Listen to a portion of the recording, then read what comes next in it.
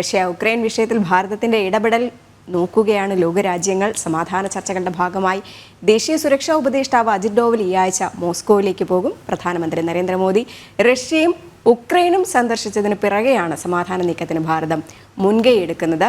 ജിഷ്ണു കൃഷ്ണനുണ്ട് ഡൽഹിയിൽ നിന്ന് വിവരങ്ങൾ നൽകാനായിട്ട്. ജിഷ്ണു, നമസ്തേ. ഞാൻ നേരത്തെ പറഞ്ഞതുപോലെ തന്നെ ലോകം ഉറ്റുനോക്കുന്നത് ഭാരതത്തിലേക്കാണ്. സമാധാന ദൂതരായി ഭാരതം മാറിക്കൊണ്ടേയിരിക്കുന്നു. അടുത്ത ആഴ്ച ദേശീയ സുരക്ഷാ ഉപദേഷ്ടാവ് അജിത് ഡോവൽ റഷ്യയിലേക്ക് യാത്ര തിരിക്കും. ഇനി എന്തൊക്കെയായിരിക്കും ബാക്കി കാര്യങ്ങൾ? ഒപ്പം റഷ്യൻ പ്രസിഡന്റുമായിട്ടുള്ള കൂടിക്കാഴ്ചയ്ക്കൊക്കെ തന്നെ സാധ്യതകൾ കാണുന്നു. വിശ്വഗുരുസ്ഥാനത്തേക്ക് ഭാരതം ഉയരുക തന്നെയല്ലേ ചെയ്യുന്നത്? രജനി, നമസ്തേ, ഗുഡ് മോർണിംഗ്.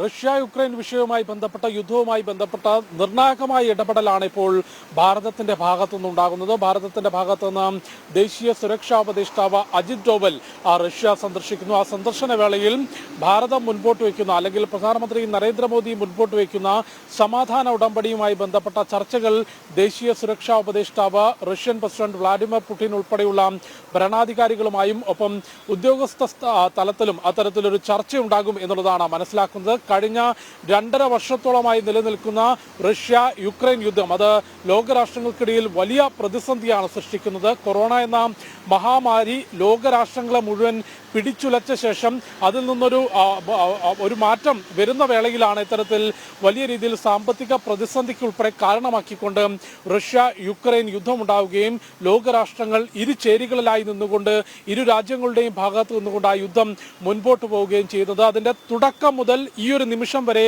ഭാരതം മുൻപോട്ട് വയ്ക്കുന്ന നിലപാട് ഈ യുദ്ധത്തിൽ ഇരു രാജ്യങ്ങളുടെയും പക്ഷത്തല്ല, സമാധാനത്തിന്റെ പക്ഷത്താണ് ഭാരതം. ലോകരാഷ്ട്രങ്ങൾക്കിടയിൽ ഇതൊരു യുദ്ധത്തിന്റെ കാലഘട്ടമല്ല, ഈ യുഗം എന്നുള്ളത് ആളുകളുടെ ജീവനെടുക്കുന്ന യുദ്ധത്തിന്റെ കാലഘട്ടമല്ല എന്നും സമാധാന ചർച്ചകളിലൂടെ ഈ പ്രശ്നം പരിഹരിക്കണം എന്നുള്ളത് പ്രധാനമന്ത്രി നരേന്ദ്രമോദി ഉൾപ്പെടെയുള്ളവർ നേരത്തെ മുൻപോട്ട് വെച്ചിരുന്നു. ഭാരതം എന്ന നമ്മുടെ രാജ്യം ആ ഒരു സന്ദേശം തന്നെയായിരുന്നു മുൻപോട്ട് വെച്ചിരുന്നത്. ഇപ്പോൾ ആ സന്ദേശം അർത്ഥവത്താക്കുന്ന രീതിയിലുള്ള ഇടപെടലാണ് ഭാരതത്തിന്റെ ഭാഗത്തുനിന്നുണ്ടാകുന്നത്. റഷ്യയും യുക്രൈനും തമ്മിലുള്ള യുദ്ധം പരിഹരിക്കുന്നതിന് ഒരു സമാധാന നീക്കത്തിന് ഭാരതത്തിന്റെ ഇടപെടലിലൂടെ, അല്ലെങ്കിൽ ഭാരതം മധ്യസ്ഥത വഹിച്ചുകൊണ്ട് അത്തരത്തിലൊരു ഇടപെടൽ നടത്തുകയാണ്. പ്രധാനമന്ത്രി നരേന്ദ്രമോദി റഷ്യയും യുക്രൈനും സന്ദർശിച്ചതിന് പിറകെയാണ് ഇത്തരത്തിലൊരു സമാധാന നീക്കത്തിന് ഭാരതം ചുക്കാൻ പിടിക്കുന്നത് എന്നുള്ളതാണ് ഏറ്റവും ശ്രദ്ധേയം. കഴിഞ്ഞ ജൂലൈയിലാണ് പ്രധാനമന്ത്രി നരേന്ദ്രമോദി റഷ്യ സന്ദർശിക്കുകയും വ്ളാഡിമിർ പുടിനുമായി കൂടിക്കാഴ്ച നടത്തുകയും ചെയ്തത്. ആ സമയത്ത് തന്നെ, ആ ഒരു കൂടിക്കാഴ്ചയിൽ തന്നെ സമാധാനത്തിലൂടെ റഷ്യ യുക്രൈൻ വിഷയം പരിഹരിക്കണം എന്ന നിർദ്ദേശം പ്രധാനമന്ത്രി നരേന്ദ്രമോദി മുൻപോട്ട് വെച്ചിരുന്നു. അതിനുശേഷം കഴിഞ്ഞ മാസം ഓഗസ്റ്റിൽ പ്രധാനമന്ത്രി നരേന്ദ്രമോദി യുക്രൈൻ സന്ദർശിക്കുകയും അവിടെ യുക്രൈൻ പ്രസിഡന്റ് വ്ളാഡിമിർ സെലൻസ്കിയുമായി കൂടിക്കാഴ്ച നടത്തുകയും ഈ ഒരു വിഷയം പരിഹരിക്കുന്നതിന് ഭാരതത്തിന് സാധ്യമാകുന്ന എല്ലാ ഇടപെടലും നടത്തും എന്ന കൃത്യമായ വാക്ക് പ്രധാനമന്ത്രി നരേന്ദ്രമോദി സെലൻസ്കിയുമായുള്ള കൂടിക്കാഴ്ചയിൽ നൽകിയിരുന്നു. രണ്ട് രാജ്യങ്ങളും ഈ പുടിനെ കാണുമ്പോൾ അദ്ദേഹം പറഞ്ഞത് ഇത് യുദ്ധത്തിന്റെ കാലമല്ല എന്നാണ്. അദ്ദേഹം പുടിനെ ചേർത്ത് പിടിച്ചു നിൽക്കുന്ന ദൃശ്യം പങ്കുവെച്ച് അന്ന് സെലൻസ്കി പറഞ്ഞത് രക്തദാഹിയായ ഏകാധിപതിയെ ചേർത്ത് പിടിച്ചു എന്നായിരുന്നു. പക്ഷേ അതേ സെലൻസ്കിക്ക് ദിവസങ്ങൾ പിന്നിടുമ്പോൾ പറയേണ്ടി വന്നു, ഭാരതത്തിൻ്റെ നരേന്ദ്രമോദിയുടെ മധ്യസ്ഥതയുണ്ടെങ്കിൽ ഈ പ്രശ്നം പരിഹരിക്കാനാകുമെന്ന്. അതായത് വിമർശകരെ പോലും കടുത്ത ആരാധകരാക്കുന്ന മോദി സ്റ്റൈൽ, അതായത് ഭാരതത്തിൻ്റെ ലോകവീക്ഷണം, അതിൻ്റെ തലപ്പത്ത് നിൽക്കാനുള്ള മികവ്, അല്ലെങ്കിൽ അമേരിക്കയെ കൊണ്ടുപോലും നിങ്ങൾ മധ്യസ്ഥരാകൂ, അങ്ങനെ ആകാൻ ശ്രമിക്കുന്നതിനെ സ്വാഗതം ചെയ്യുന്നു എന്ന് ജോ ബൈഡൻ പോലും പറഞ്ഞത് നമ്മൾ കണ്ടതാണ്. ആ നിലയ്ക്ക് ഇന്ത്യ മാറിയെങ്കിൽ അതിന് പിന്നിൽ മോദി ഇഫക്റ്റ് തന്നെയല്ലേ?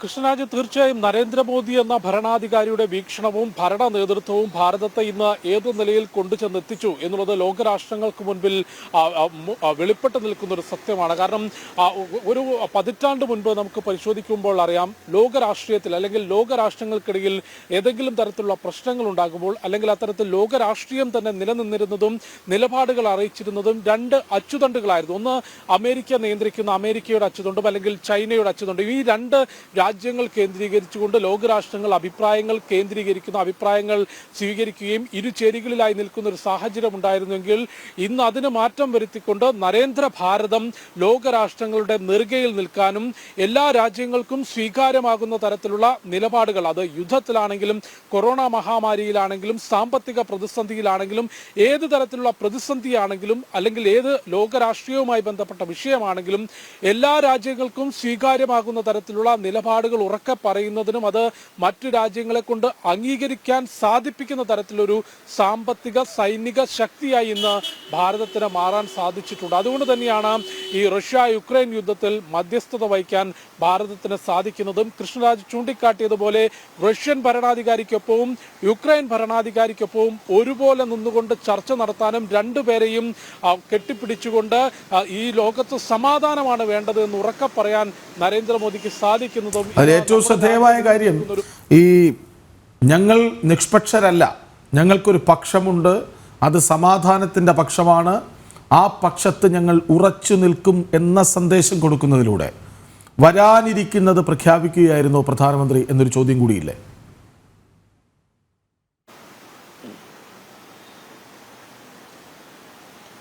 കൃഷ്ണരാജ്, ഈ ഒരു വിഷയത്തിന്റെ തുടക്കത്തിൽ തന്നെ യുക്രൈൻ റഷ്യ വിഷയം ഉണ്ടാകുന്നതിന്റെ തുടക്കത്തിൽ തന്നെ ഭാരതം വ്യക്തമാക്കിയ നിലപാട്, അല്ലെങ്കിൽ ഭാരതത്തിന്റെ ഭരണ നേതൃത്വം വ്യക്തമാക്കിയത് ഈ ഒരു വിഷയത്തിൽ ഞങ്ങൾ സമാധാനത്തിനൊപ്പമാണ്, യാതൊരു തരത്തിലും ഇതൊരു യുദ്ധത്തിന്റെ യുഗമല്ല, ഈ വിഷയം സമാധാന ചർച്ചകളിലൂടെ പരിഹരിക്കണമെന്നുള്ളത് തുടക്കം മുതൽ ഭാരതം ആവശ്യപ്പെടുകയും അതിനോട് ഇരു രാജ്യങ്ങളും ഒരു പരിധിവരെ അത് അംഗീകരിക്കുകയും ചെയ്തിട്ടുള്ളതാണ്. അതോടൊപ്പം തന്നെ രണ്ട് രാജ്യങ്ങളുമായി ഇന്ത്യ പുലർത്തുന്ന ഊഷ്മളമായ നയതന്ത്ര ബന്ധം, രണ്ട് രാജ്യങ്ങളും ഇന്ത്യക്ക് നൽകുന്ന സ്വീകാര്യതയും അംഗീകാരവും എത്രത്തോളമാണ് എന്നുള്ളത് ഇന്ത്യ യുക്രൈൻ യുദ്ധം തുടങ്ങിയ സമയത്ത് അവിടെ നിന്നുള്ള ഭാരത പൗരന്മാരെ ഒഴിപ്പിക്കുന്നതിന് വേണ്ടി ഇന്ത്യ ആരംഭിച്ചിരുന്ന ഓപ്പറേഷൻ ഗംഗ, റെസ്ക്യൂ ഓപ്പറേഷൻ, അത് നടക്കുമ്പോൾ ഭാരതത്തിന്റെ പൗരന്മാർക്ക് യാത്ര ചെയ്യുന്നതിന് വേണ്ടി റഷ്യയും യുക്രൈനും ഒരുപോലെ വെടിനിർത്തൽ പ്രഖ്യാപിച്ചുകൊണ്ട് ആ രക്ഷാദൗത്യത്തോട്, ആ റെസ്ക്യൂ ഓപ്പറേഷനോട് സഹകരിച്ചിട്ടുള്ളത് നമ്മൾ കണ്ടിട്ടുള്ളതാണ്. പാകിസ്ഥാൻ പൗരന്മാർ പോലും, അല്ലെങ്കിൽ അയൽ രാജ്യത്തെ പൗരന്മാർ പോലും, ഏഷ്യയിലെ മറ്റ് രാജ്യങ്ങളിലെ പൗരന്മാർ പോലും ഭാരതത്തിന്റെ കൊടിക്കീഴിൽ യുക്രൈനിൽ സുരക്ഷയോടെ സഞ്ചരിക്കാൻ സാധിച്ചു, അല്ലെങ്കിൽ അവിടെ നിന്ന് രക്ഷപ്പെടാൻ സാധിച്ചത് ഭാരതത്തിന്റെ പതാകയ്ക്ക് കീഴിലാണ് എന്ന് തുറന്നു പറയുന്ന സാഹചര്യം ഉണ്ടായിരുന്നു. അത്തരത്തിൽ ഇരു രാജ്യങ്ങൾക്കും സ്വീകാര്യമായ നിലപാട് സ്വീകരിക്കാൻ, സമാധാനത്തിന്റെ നിലപാട് സ്വീകരിക്കാൻ ഭാരതത്തിന് സാധിക്കുന്നു എന്നുള്ളത് തന്നെയാണ് റഷ്യ യുക്രൈൻ വിഷയത്തിൽ വളരെ കൃത്യമായി മധ്യസ്ഥത വഹിക്കാൻ ഒരു ചോദ്യം കൂടി.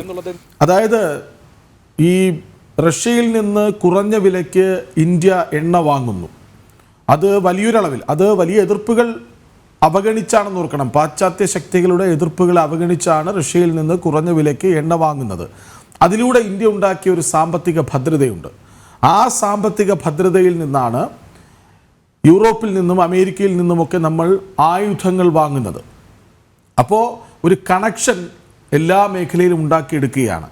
അതായത് എണ്ണ വാങ്ങുന്നു, സാമ്പത്തിക ഭദ്രത ഉണ്ടാക്കുന്നു, അതിലെ പണം ഉപയോഗിച്ച് ആയുധം വാങ്ങുന്നു, പാശ്ചാത്യ ശക്തികളെയും അമേരിക്കയും യൂറോപ്പിനെയും ഒക്കെ വരുതിയിൽ നിർത്തുന്നു. അങ്ങനെയല്ലേ മധ്യസ്ഥനാകാൻ മറ്റൊരു രാഷ്ട്രമില്ല എന്ന തലത്തിലേക്ക് കാര്യങ്ങൾ പോയത്? അതായത് എതിർപ്പുകളില്ലാത്ത മധ്യസ്ഥൻ. ചൈനയെ അമേരിക്കയ്ക്ക് തൃപ്തിയില്ല, മറ്റൊരാൾ അവിടേക്ക് വരാൻ താല്പര്യമുണ്ടാകുന്നില്ല, അല്ലെങ്കിൽ ബ്രസീലിന് അതിനുള്ള കരുത്തില്ല. സ്വാഭാവികമായും ഇന്ത്യ എന്ന ഒറ്റ പോയിന്റിലേക്ക് കാര്യങ്ങൾ എത്തിച്ചത് നരേന്ദ്രമോദിയുടെ ദീർഘവീക്ഷണം, രാഷ്ട്രതന്ത്രജ്ഞത അല്ലേ?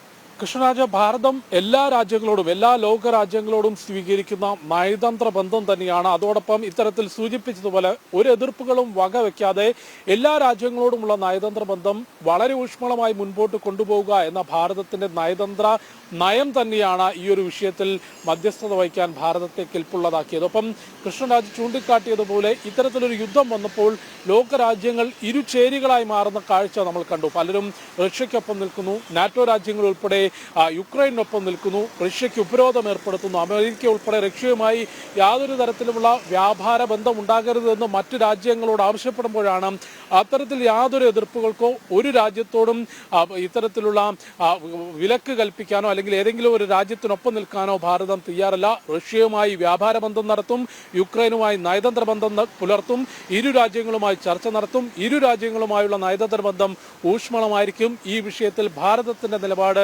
സമാധാനമാണ്. വസുദൈവ കുടുംബകമെന്ന നയം അല്ലെങ്കിൽ അത്തരത്തിലൊരു സന്ദേശം മുൻപോട്ട് വെക്കുന്ന രാജ്യമാണ് ഭാരതം എന്നുള്ളത് വളരെ കൃത്യമായ നിലപാട് ഈ വിഷയത്തിന്റെ തുടക്കത്തിൽ, ഈ വിഷയത്തിൽ എന്നുള്ളത് മാത്രമല്ല, ഇന്ന് വളരെ കൃത്യമായി G20 ഉച്ചകോടി ഉൾപ്പെടെ നടക്കുന്ന വേളയിൽ ഭാരതം മുൻപോട്ട് വെക്കുന്ന ആശയം വസുദൈവ കുടുംബകം എന്നുള്ളത് തന്നെയാണ്. ഡിബേറ്റിൽ നമ്മുടെ വിഷയം ഇതായിരുന്നു. അപ്പോൾ അതിഥികൾ ഒന്നടങ്കം പറഞ്ഞ ഒരു വലിയ പോയിന്റ് ഉണ്ട്, പ്രത്യേകിച്ച് ഡോക്ടർ മോഹൻ വർഗീസ് ഒരു നിർദ്ദേശം മുന്നോട്ട് വെച്ചത്. അതായത് എന്തുകൊണ്ട് നമുക്ക് മധ്യസ്ഥത വഹിക്കാൻ കഴിയുന്നു. അതിന് ഉത്തരമായി പറഞ്ഞത് ആയുർവേദം, യോഗ, ബുദ്ധിസം, അതായത് നമുക്കൊരു വലിയ സാംസ്കാരിക പൈതൃകമുണ്ട്.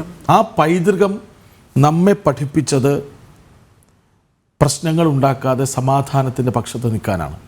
ആ ഭാരതത്തിൻ്റെ സംസ്കാരം കൂടിയാണ് നരേന്ദ്രമോദിയെ, അത് ഉൾക്കൊള്ളുന്ന ആളായതുകൊണ്ടാണ് നരേന്ദ്രമോദിയെ മധ്യസ്ഥതയ്ക്ക് പ്രേരിപ്പിക്കുന്നത് എന്നാണ് വലിയൊരു പോയിന്റായിട്ട് അത് നല്ല ചർച്ച ചെയ്യപ്പെട്ടതാണ്. ഏതായാലും നന്ദി. അപ്പൊ നമുക്കൊരു കാര്യം കൂടെ പറയണം, ഈ യുദ്ധ വിരാമത്തിന് സാധിച്ചു കഴിഞ്ഞാൽ അത് ഭാരതത്തിന് ലഭിക്കുന്ന ഏറ്റവും വലിയ, ചിന്തിക്കാൻ പറ്റാത്തത്ര വലിപ്പത്തിലേക്ക് ഭാരതം ഉന്നതിയിലേക്ക് നെറുകയിലേക്ക് എത്തുന്ന കാര്യത്തിൽ സംശയവും വേണ്ട.